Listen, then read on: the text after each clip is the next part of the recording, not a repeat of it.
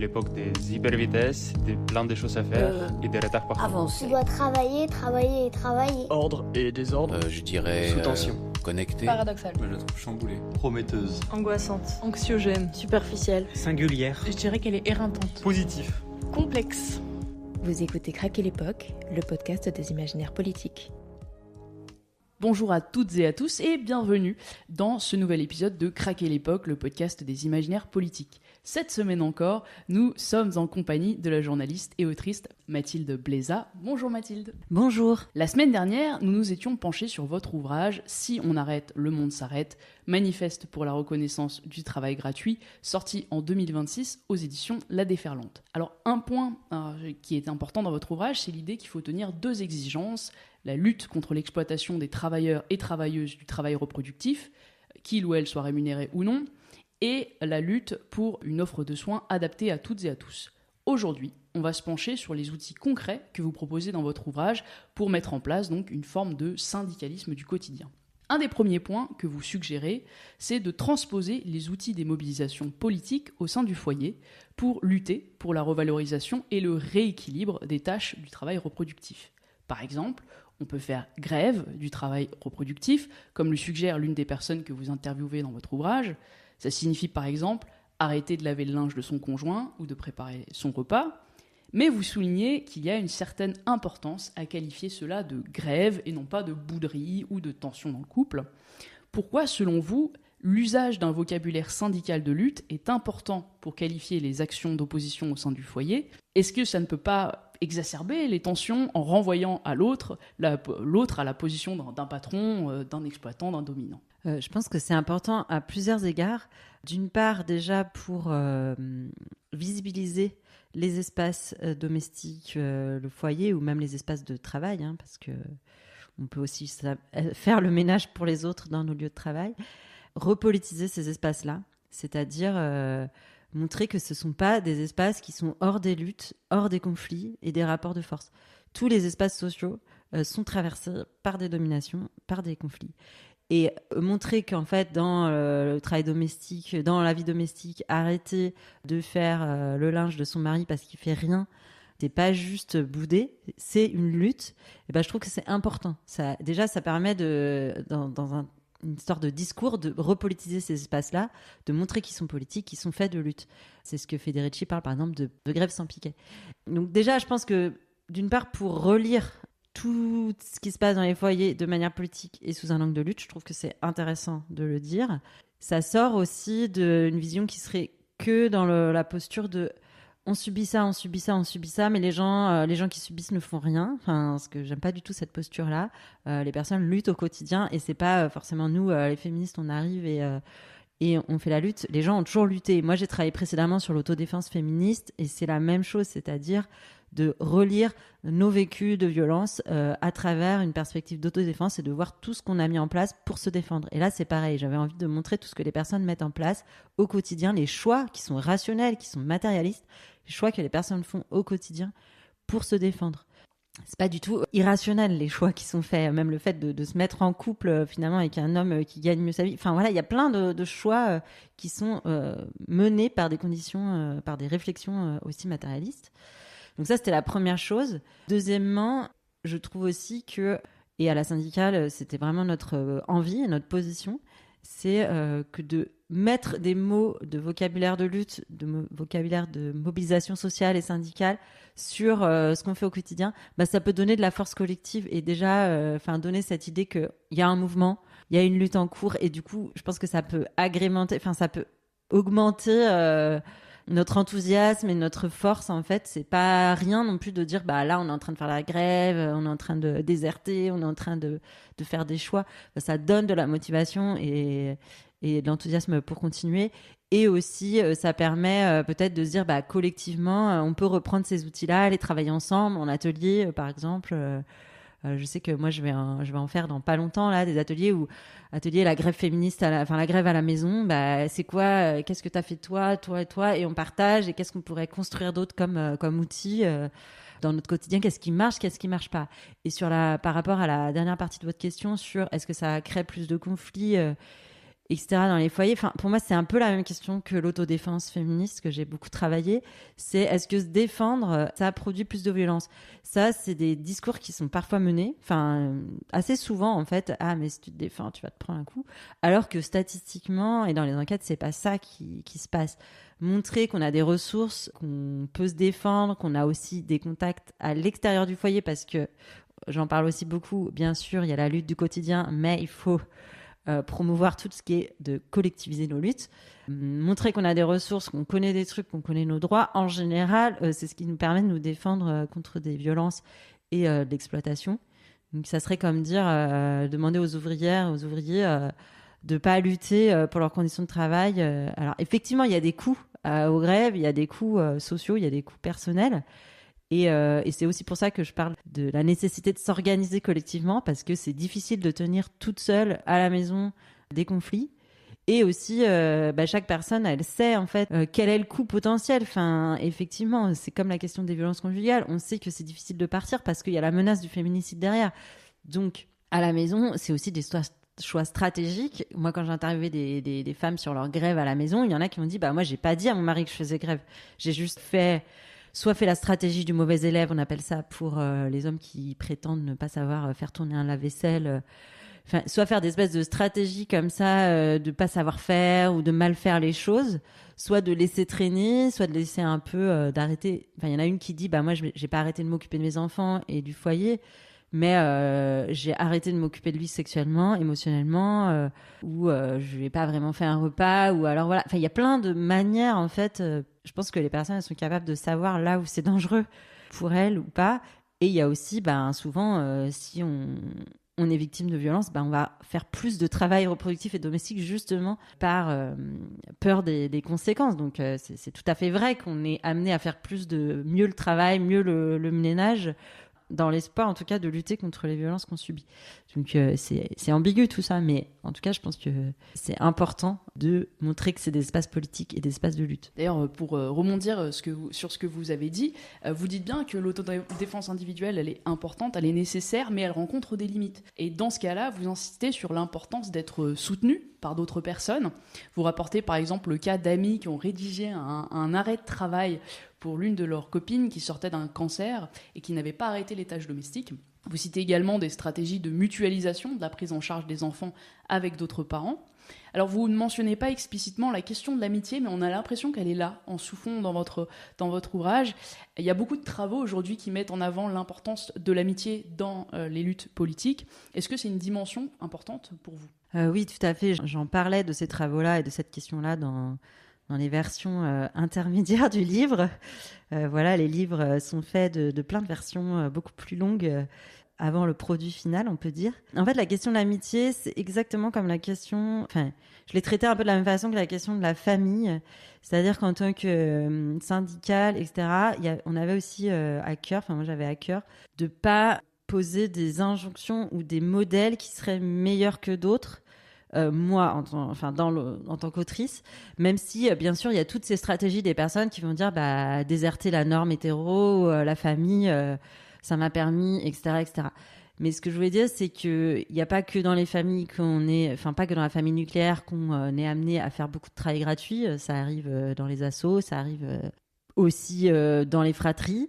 Et la question de l'amitié, j'ai beaucoup lu ces travaux-là sur l'amitié et tout ça, mais j'ai aussi lu des articles de personnes notamment handicapées qui disaient que l'amitié, c'est aussi un privilège parce que selon des critères physiques, sociaux, de classe sociale, de handicap, etc., on n'a pas forcément accès à l'amitié. Voilà, donc je voulais pas trop en faire aussi sur l'amitié.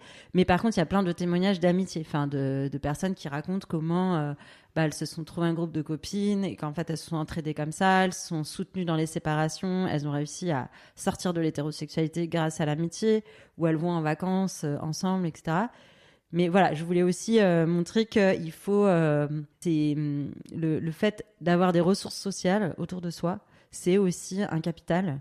Et il y a des personnes qui n'ont pas ce capital-là. Il y a des personnes qui ont des handicaps où personne ne veut être leur ami, des personnes qui n'ont pas les moyens de sortir avec leurs amis, etc. Et donc, c'est aussi pour ça que politiquement, il faut qu'on aille au-delà des ressources même micro-collectives et vers à la fois les services publics, des lieux pour tout le monde, des soins à hauteur de tous, parce qu'il y aura toujours des personnes qui n'auront pas ni accès à la famille, ni accès à l'amitié, ou parfois c'est juste leur famille qui s'occupe d'elle et eux, donc la famille peut aussi être une ressource. Enfin, c'est ambigu quand on subit le racisme extérieur, la transphobie ou je ne sais quoi, nos familles choisies ou nos familles, disons, filiales, je ne sais pas comment on dit, peuvent être aussi des ressources uniques. Je trouve qu'en tout cas, c'est des questions hyper intéressantes, mais selon notre position dans les rapports de domination, on peut en avoir un vécu différent. Et voilà, encore une fois, tous les amitiés sont aussi traversées de rapports de domination et tout. D'ailleurs, ça me fait penser aux travaux de Bell Hooks, qui dit justement que l'intérieur du foyer, pour elle, quand elle était petite, c'était un espace de protection, avec notamment sa grand-mère qui, à la fois, et sa mère qui faisaient à la fois un travail reproductif, mais aussi un travail de protection par rapport au racisme de l'extérieur, une protection des femmes et des hommes du foyer qui, dès qu'ils sortaient de la maison, étaient confrontés donc au racisme anti-noir aux États-Unis. Voilà, j'ai pensé à cet élément-là. Oui, tout à fait. Tout à fait, quand en plus le racisme, c'est une structure sociale. L'État qui fait la chasse aux personnes sans papier, mais du coup qui contrôle tous les hommes racisés de la rue. Enfin voilà, le foyer peut être une ressource, un refuge. Et Bell Hooks le dit, mais aussi si on se penche sur le contexte francophone et français, Françoise Ega, qui est une autrice militante martiniquaise qui a écrit un très beau livre sur justement être domestique dans les maisons à Marseille dans les années 60-70. Aussi dans ce livre-là, elle raconte comment le fait qu'elle travaille pas, elle habite pas au domicile des personnes qui l'emploient, c'est une protection de pouvoir retourner chez elle, d'avoir un logement, même si elle raconte qu'elle s'occupe de nettoyer et que son mari fait pas autant qu'elle, d'avoir une famille et un quartier, etc. Et que c'est pas la même chose que d'être embauché et vivre dans le domicile de ses patrons. Alors vous avez choisi pour ce podcast le poème Poétique du Caire de Julie Lombe, publié dans l'ouvrage Rendre soin, sorti en 2026 aux éditions Blast. On l'écoute maintenant. Moi, je veux faire bouger les lignes avec de l'huile de coude qui me coule sur le crayon. Manifesta. Je veux armer ceux qui dispensent le care à développer leur imaginaire politique. Je veux les possibilités réelles d'un self-care, d'un care interpersonnel et collectif. Je veux que la grève radicale du care puisse permettre un rapport de force effectif. Je veux un appareil législatif qui protège et qui rende justice. Je veux que la valeur du care affectif soit reconnue comme celle du care de service. Et sa revalorisation financière à hauteur de la pénibilité et des risques. Je veux le vivant et sa vulnérabilité reconnue comme enjeu public. Je veux des exploiteurs casseurs qui réparent les dommages causés avec leur propre fric. Je veux que ceux qui produisent le care aient des aménagements de carrière spécifiques. Je veux une répartition équitable et dégenrée de la parentalité et des tâches domestiques. Je veux une régularisation des travailleuses de la chaîne d'exploitation du care qui prive les Suds de leurs forces les plus vives, à notre bénéfice. Je veux et j'exige que chacune agisse en son lieu, à son endroit. Nous ne sommes sur cette terre que de passage. Si pas de soin à l'autre, à la nature, à soi, alors quoi ? Épisode 2, Rendre soin, Julie Lombe, édition Blast 2026. Extrait du poème Poétique du Caire. Pourquoi avez-vous choisi cet extrait ? Alors déjà, parce que je viens de découvrir ce recueil, Rendre soin, qui vient de sortir. Et je dois ça à une libraire à Sète de l'Échappée Belle qui s'appelle Pénélope. J'ai présenté Si on s'arrête, le monde s'arrête dans sa librairie il y a peu de temps. Et en fait, elle m'a parlé de ce recueil et elle a lu un extrait qui en fait colle totalement aussi à ce que je porte dans mon livre. Et donc, grâce à elle, j'ai découvert ce livre et je l'ai lu. Et il est très intéressant parce que, alors là, dans l'extrait, c'est vraiment la partie plus revendicative qui va très bien avec Si on s'arrête, le monde s'arrête. Mais en tout cas, tout le livre est traversé de descriptions minutieuses du geste de masseuse, qui a un métier qui n'est pas que corporel. Elle doit aussi écouter les gens, tous leurs problèmes et être tout le temps dans la disponibilité, le sourire. En tant qu'aussi femme noire, les agressions racistes qu'elle peut subir. Enfin, je le recommande parce qu'il traverse plein de questions. Du soin, de l'injonction au sourire, de l'exotisation et aussi de comment on fait quand on n'en peut plus en fait de soigner tout le temps, d'écouter tout le temps et aussi la victimisation secondaire que ça peut provoquer, enfin du stress que ça peut provoquer aussi ces métiers-là. Enfin bref, un super recueil.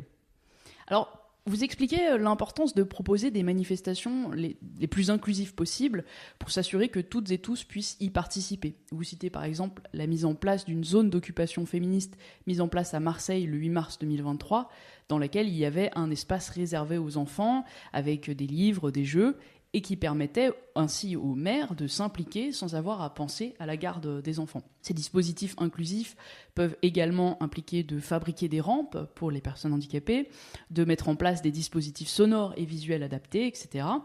Mais est-ce que finalement, le frein majeur à l'inclusivité, ce n'est pas la montée de la violence répressive des États ?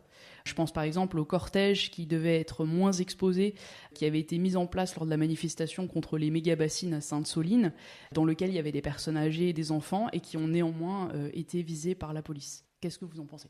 Ça, c'est sûr que la répression accrue des mouvements sociaux, elle a cet objectif-là, en fait, d'empêcher la massification des luttes, parce que ça devient de plus en plus coûteux d'aller en manifestation, à la fois sur les blessures. On l'a vu aussi avec les mouvements des Gilets jaunes, le nombre de personnes qui ont été blessées, mutilées en fait à vie. Perdre l'audition, perdre un œil, perdre une main, etc. Cette répression-là physique immédiate, et aussi tout ce qui est de l'ordre des arrestations, de la répression des mouvements sociaux. On le voit avec notamment en ce moment le soutien à la Palestine, avec une répression très très élevée de la mobilisation, on va dire, qui pouvait paraître assez classique de la manifestation. Clairement, ça empêche les mobilisations. Et de toute façon, cette répression-là, on la voit aussi dans les quartiers populaires depuis toujours, les quartiers de personnes notamment issues d'immigration, avec du harcèlement policier qui fait que les gens... c'est beaucoup plus coûteux de s'organiser et de se révolter. On l'a vu avec les révoltes aussi suite à la mort de Naël. Le niveau de répression et de violence énorme et extrêmement coûteux, avec des peines de prison très lourdes pour les personnes. Et alors, pour rebondir sur l'exemple de Sainte-Soline, c'est-à-dire donc une lutte écologique centrée sur la question de la répartition équitable de l'eau, vous étendez la question du travail reproductif non seulement aux soins des êtres humains, mais également aux soins des vivants et de la planète plus largement. Vous citez notamment les travaux de la féministe et antiraciste américaine Selma James, qui proposait d'octroyer un salaire décent pour les travailleurs et travailleuses du soin, peu ou pas rémunérés, ainsi qu'aux personnes qui luttent pour la justice environnementale. Certaines recherches, par exemple, de l'écomarxisme, mettent en avant le travail reproductif des plantes et plus largement du vivant, comme les animaux, qui nous nourrissent, nous permettent de nous habiller, etc. Est-ce qu'il n'y a pas un risque de diluer le sens politique et féministe du travail reproductif en incluant les luttes environnementales, ou est-ce que vous pensez que c'est à l'inverse extrêmement important d'inclure cette dimension de la planète et du vivant dans le travail reproductif ? Oui, moi je pense pas du tout que ça dilue en fait le propos et la lutte. Par ailleurs, c'est aussi un grand sujet sur lequel des féministes se sont mobilisées. On pense à Greenham Common, des femmes en Angleterre qui se sont mobilisées pendant des années contre... Alors c'est une usine d'armement nucléaire, je crois. En tout cas, sur les questions nucléaires et sur la militarisation. Et en fait, ça, c'est aussi une lutte reproductive, sur le travail reproductif, c'est-à-dire contre la guerre, contre le nucléaire, contre la destruction de la planète. Et pour revenir à Selma James, c'est aussi en soutien à des paysannes de plein de pays du monde qui luttent contre l'extraction minière, contre la pollution des sols, et pour pour avoir accès aux terres, et donc à l'agriculture, et donc à l'autosuffisance alimentaire, etc. Donc, je pense que c'est en fait totalement imbriqué. C'est tout à fait politique de lutter pour l'accès à l'eau, pour l'accès à la terre, et pour enlever ça du capitalisme et de la guerre, et de la machine de guerre. Vous avez choisi, pour ce podcast, la chanson « Peine Sardine » de Claude Michel, qui porte sur la grève des femmes qui travaillaient dans les usines de conserve de sardines à Douarnenez en 1909 et en 1924. 2 grèves qui leur ont donc permis d'acquérir un certain nombre de droits. On l'écoute tout de suite. Il fait encore nuit, elles sortent et frissonnent. Le bruit de leurs pas dans la rue résonne. Il fait encore nuit, elles sortent et frissonnent. Le bruit de leurs pas dans la rue résonne. Écoutez le bruit de leurs sabots. Voilà les ouvrières d'usine. Écoutez le bruit de leurs sabots. Voilà qu'arrivent les peines sardines. Écoutez le bruit de leurs sabots. Voilà les ouvrières d'usine. Écoutez le bruit de leurs sabots. Voilà qu'arrivent les peines sardines. À 10 ou 12 ans sont encore gamines, mais déjà pourtant elles entrent à l'usine. À 10 ou 12 ans sont encore gamines, mais déjà pourtant elles rentrent à l'usine. Écoutez le bruit de leurs sabots, voilà les ouvrières d'usine. Écoutez le bruit de leurs sabots, voilà qu'arrivent les peines sardines. Écoutez le bruit de leurs sabots, voilà les ouvrières d'usine. Écoutez le bruit de leurs sabots, voilà qu'arrivent les peines sardines. Du matin au soir nettoient les sardines, et puis les font frire dans de grandes bassines. Du matin au soir nettoient les sardines, et puis les font frire dans de grandes bassines. Écoutez le bruit de leurs sabots, voilà les ouvrières d'usine. Écoutez le bruit de leurs sabots, voilà qu'arrivent les peines sardines. Écoutez le bruit de leurs sabots, voilà les ouvrières d'usine. Écoutez le bruit de leurs sabots, voilà qu'arrivent les peines sardines.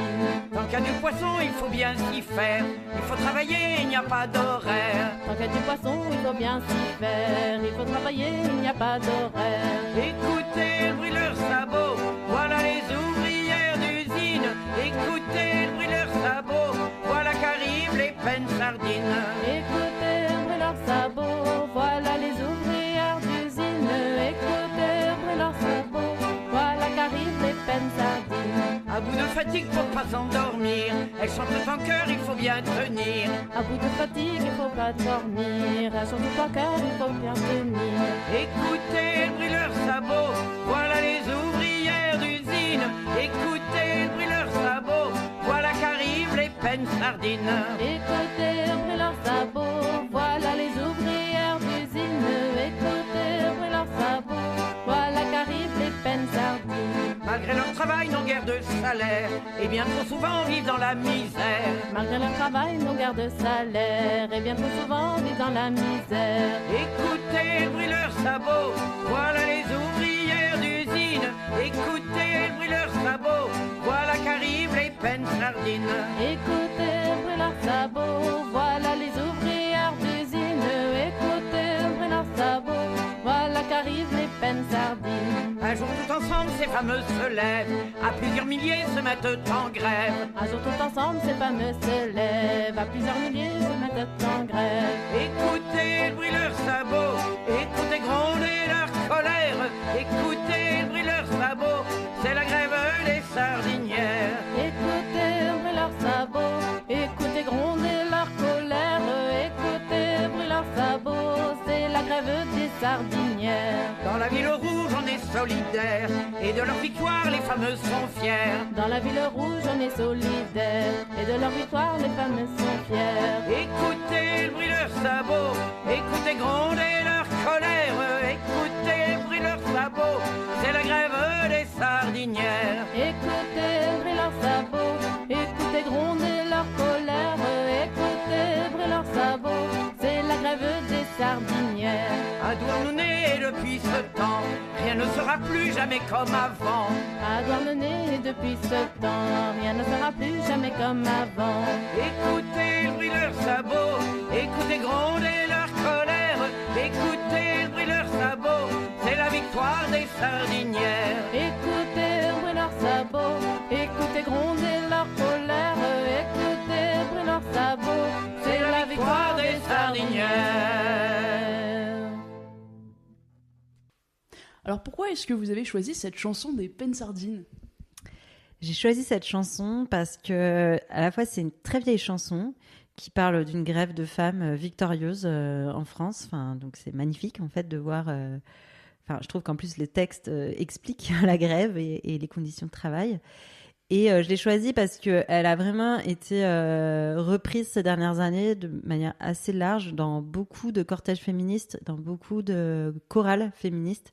C'est vraiment une chanson phare des chorales féministes aujourd'hui. Donc, j'aime aussi cette transmission à travers les âges et le fait qu'elle nous donne de la force aujourd'hui dans les grèves féministes. Voilà, parce que c'est vrai que même si, notamment dans des contextes où on a l'impression de pas gagner beaucoup, c'est agréable et c'est important de se retourner vers des imaginaires de lutte victorieux dans le temps ou dans l'espace, d'autres endroits plus loin de chez nous. Alors, à la fin de votre ouvrage, vous exposez la possibilité de mettre en place un code du travail domestique. En automne 2024, l'association de la syndicale a ainsi proposé à une dizaine de collectifs de réfléchir à des pistes d'articles et de réflexion. Vous proposez dans ce code de travail des éléments très concrets, comme par exemple le fait de créer des outils pour définir et comptabiliser les heures de travail domestique effectuées et intégrer cela dans le calcul du chômage, de l'allocation adulte handicapé ou de la retraite. Et en plus de ces propositions concrètes, vous ouvrez un horizon plus large en proposant par exemple de réduire le temps de travail salarié pour prendre en compte le travail domestique, ou encore de rendre gratuits les transports publics, de collectiviser les lieux comme la cuisine sous la forme de cantines autogérées, etc. Mais est-ce que ces dernières propositions, elles peuvent être envisageables dans un monde capitaliste qui semble très écrasant, ou faut-il les envisager comme un horizon qui serait par exemple post-révolutionnaire ? C'est sûr que personnellement et à la syndicale, mes camarades aussi, on pense que la société, il faut qu'elle soit révolutionnée, transformée. Enfin, on peut pas juste aménager le capitalisme, le patriarcat, le suprémacisme blanc, etc. avec des micro-choses et tout ira bien. En revanche, c'est vrai qu'un truc qui nous a à cœur, parce que on a une proposition de syndicat, c'est que le syndicat, il est là tous les jours pour les personnes, pour défendre nos intérêts matériels. Et donc, nos actions, on les pense à plusieurs échelles, à plusieurs temporalités. Quand je parlais plutôt de la grève à la maison, d'avoir des outils individuels, il faut qu'on ait des outils pour tout de suite, pour tout le monde. Pas juste, tout le monde peut pas aller se mettre en mouvement. Là, une mère est débordée, peut pas aller se mettre en mouvement tout de suite pour la révolution. Pourtant, il faut qu'on puisse partager des outils qui nous aident au quotidien. Des outils pour créer des collectifs. Et donc la question du code du travail domestique, nous on l'a pensé à la syndicale comme un peu ces mesures transitoires, c'est un peu la partie réformiste, mais dans le système actuel, qu'est-ce qu'on pourrait faire au-delà de la sphère privée ? Est-ce qu'il pourrait y avoir des choses du point de vue législatif déjà pour aménager déjà l'existant ? Donc on le propose. Et cette question-là, elle nous est venue aussi en se disant, en fait, le travail reproductif non rémunéré n'est pas considéré comme du travail. Donc, techniquement, on pourrait même pas monter un syndicat sur cette question-là, parce que c'est pas du travail. Et si on avait un code du travail domestique, est-ce que dans ce cas, la reconnaissance du travail et du syndicat pourrait être possible ? Et cette question du code du travail domestique, alors on n'a pas proposé, on n'est pas juriste, un code écrit, mais on se disait c'est aussi une manière de créer on a créé comme ça 2 soirées de discussion, de rencontrer d'autres collectifs, de grèves féministes, de mères isolées, de femmes sourdes, de collectifs enfantistes, de syndicalistes féministes. C'est l'opportunité de discuter ensemble, de proposer des choses, que chacune arrive avec des propositions d'articles, que ce soit des choses qui sont déjà portées, par exemple, le collectif des mères isolées porte aussi déjà au niveau législatif la question d'un statut du parent isolé, ou d'autres pistes qu'on pourrait envisager. Ce ne serait pas idiot de calculer le travail reproductif non rémunéré dans nos retraites, notre chômage. Mais aussi, on le voit bien autour de nous, quand on a aussi fait des accompagnements individuels, que dans les séparations, les femmes, de manière générale, se font avoir parce qu'elles sont beaucoup moins propriétaires, ou en tout cas, elles ont des parts moins grandes quand il y a une propriété avec l'ex-conjoint. Le travail, tout ce qu'elles ont acheté au quotidien, tout ce qu'elles ont fait au quotidien n'est pas compté au niveau de la justice des affaires familiales. Donc ça aussi, c'est un combat qu'on pourrait mener. Quand j'ai interviewé cette personne qui me parlait du congé, de l'arrêt de travail domestique que ses amis lui avaient signé, c'est très concret. C'est-à-dire qu'à l'hôpital, après son opération, les médecins lui ont signé un arrêt de travail salarié, mais pas de l'arrêt de travail domestique. Donc elle devait continuer à s'occuper de toutes les tâches à la maison. Ça, c'est des choses qui sont à la fois une envie qu'on avait de provoquer du débat, de réfléchir, et à la fois des imaginaires qu'on pourrait changer. Et bien sûr, ça a provoqué plein de débats entre nous. Qui paye ? Si on fait un code du travail domestique, si on fait des arrêts de travail, des congés payés du travail domestique, qui doit payer ? Est-ce que ce sont les hommes ? Est-ce que c'est l'État ? On n'a pas du tout tranché ces questions-là. Est-ce qu'il faut une autre branche de la sécurité sociale ? Mais tout comme il y a d'autres gens qui travaillent sur la sécurité sociale de l'alimentation, on trouvait ça intéressant de se poser ces questions de mesures peut-être transitoires. Et bien évidemment, avec la perspective de changer le monde, changer la société, parce que c'est que comme ça qu'on arrivera à renverser à collectiviser le travail reproductif, à renverser la répartition et à remettre le soin au centre du monde. Effectivement, on ne peut pas continuer à avoir des temps de travail tels qu'ils sont aujourd'hui et changer cette répartition-là. Enfin, en fait, les femmes qui font des doubles journées, triples journées, elles travaillent 70 heures par semaine. Enfin, c'est pas possible, en fait. Donc, il y a que en baissant le travail, les horaires de travail salariés, qu'on pourrait, par exemple, enfin, il n'y a pas que comme ça, mais en tout cas, ça pourrait être une des pistes pour collectiviser. Il y a des personnes qui portent la question du salaire à vie, comme le réseau salariat, de décorréler l'emploi des revenus, enfin du salaire. Mais il y a aussi faire augmenter drastiquement les salaires du travail reproductif, donc les salaires du soin, du nettoyage, etc., etc. Et d'ailleurs, je trouve un point que je trouve intéressant, c'est bien l'idée que vous revalorisez l'idée du syndicat, qui est souvent attaqué, parce qu'on considère qu'aujourd'hui, les syndicats sont plus aussi forts qu'avant, et vous semblez vraiment y accorder une certaine importance à cette forme syndicale. Est-ce que vous pouvez revenir rapidement un peu là-dessus ? Pourquoi remettre un peu au goût du jour cette question des syndicats ? Oui, c'est une bonne question, parce qu'effectivement, nous, on s'inscrit dans un syndicat de lutte déjà, pas un syndicat réformiste, vraiment de lutter, de s'affronter au système de domination. Et on trouvait ça intéressant parce que justement, c'est ce qui peut nous permettre de travailler au quotidien, de lutter au quotidien pour nous défendre nos intérêts matériels, pour se défendre. Et il y a quand même ça dans le syndicalisme, de se défendre tous les jours, collectivement, face à des oppressions. Et ça, on trouve ça quand même super intéressant comme modèle. Et par ailleurs, moi, j'ai beaucoup travaillé aussi sur la question des grèves féministes à travers, dans différents pays. Et ce que j'ai pu voir, c'est que les endroits où ça fonctionne, par exemple en Suisse, en Argentine, en Espagne, ce sont les endroits où, en fait, il y a eu une rencontre entre le mouvement féministe et le mouvement syndical par le rôle pivot, en général, des syndicalistes féministes qui ont tiré un peu leurs deux côtés à se parler, à se rencontrer. Et en fait, les syndicats ont cette capacité aussi à mobiliser et à construire des mobilisations de grève que n'a pas tout seul le mouvement féministe. Enfin, en fait, c'est aussi intéressant pour ça d'arriver, nous aussi, en prenant la question du travail non rémunéré, qui est peu travaillé par les syndicats, d'arriver là, d'être notre pierre à cet édifice-là de construction d'un mouvement révolutionnaire et de transformation sociale.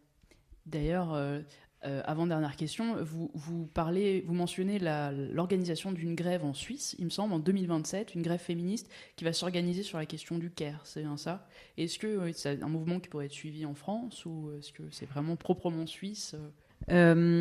Oui, enfin, en tout cas, la grève féministe en Suisse, elle s'organise différemment qu'en France, c'est-à-dire qu'elles font des assises intersyndicales, l'intersyndicale féministe, etc., où en fait, elles se donnent pour objectif, dans 2 ans, ou dans 3 ans, ce qu'on doit construire, c'est la grève du care, là, par exemple, pour 2027. Donc c'est beaucoup plus long sur le temps en termes d'organisation. Mais la question de la grève féministe et de la grève du care, elle est portée par tous les mouvements de grève féministe, parce que la grève féministe, c'est la grève de tout le travail, à la fois du travail salarié, du travail informel, de n'importe quel type de travail informel, du travail domestique non rémunéré. Donc notamment en Argentine, enfin vraiment, ça a été pensé comme ça. Il y a des syndicats de l'économie informelle. Enfin, il n'y a pas que nous, quoi. C'est-à-dire que ça existe déjà à pas mal d'endroits. Et donc là en Suisse, elles vont travailler précisément là-dessus parce que les grèves, notamment la grande grève de 2019, elle était vraiment sur le travail salarié. C'était un jour, elles le font sur un jour de travail salarié de semaine. Et c'était massif. Il y avait 500 000 personnes qui ont fait grève ce jour-là. À l'échelle de la Suisse, c'est comme s'il y avait 6 millions de personnes en France qui avaient fait une grève féministe, enfin qui avaient arrêté de travailler sur des questions féministes. Mais c'était porté beaucoup sur des inégalités salariales, sur des droits des femmes différents. Et donc là, elle renforce cette question de arrêter le travail gratuit. Donc en fait, ce qu'on voit nous, ce qu'on voit à la syndicale, c'est que y a plein d'endroits en fait où il y a des personnes qui se mobilisent sur cette question du travail non rémunéré dans les mouvements féministes.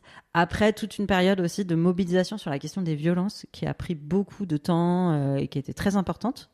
MeToo, pas que MeToo, enfin les mouvements Ni Una Menos en Amérique latine, etc. Cette question des violences, elle a vraiment occupé les mouvements féministes et les syndicalistes féministes aussi dans les organisations de travail, sur le harcèlement, etc. pendant des années. Et là, on voit qu'il y a un regain de préoccupation sur la question du travail. Enfin, c'est comme si on faisait un chantier après l'autre. Et dans les mouvements féministes en général, il y a un regain de l'anticapitalisme, de se pencher sur cette question du travail, de tout le travail. Alors, dernière question qu'on pose traditionnellement à Craquer l'époque, qu'est-ce que vous allez faire demain? Alors, un demain ouvert et général. Oui, et ben demain, je vais à la fois continuer de militer, parce que je ne suis pas juste journaliste et autrice, je suis aussi une militante de terrain. J'aimerais bien, justement, sur cette question de la syndicale, m'impliquer plus sur, par exemple, une section locale, à Marseille, ou en tout cas continuer à travailler avec la grève féministe. Et je travaille aussi dans la grève féministe sur aussi la question de l'autodéfense du mouvement. Donc, j'aimerais bien faire plus d'ateliers aussi sur comment on fait la grève au quotidien. Donc ça, c'est pour cette question plus du syndicalisme, du travail reproductif.